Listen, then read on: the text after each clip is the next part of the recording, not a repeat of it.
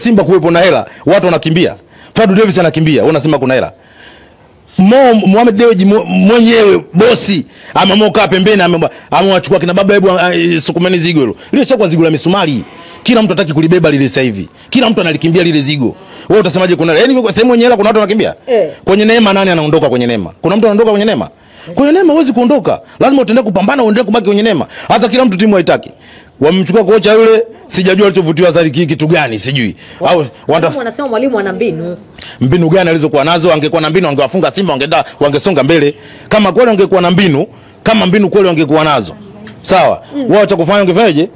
Yule kocha angeendelea kufanyaje? Angeendelea kubaki pale. Yani angeivusha ile Gaboroni kutoka hatua hii kwa kuitoa Simba. Sasa nyinyi kocha mmemtoa. Nyinyi wenyewe mmeshamtoa kwenye mashindano. Mnamchukua tena wapeke avusheni kwenda juu zaidi. Kwa hiyo Simba wamebugi kumchukua Demetri. Wale pale wamebugi.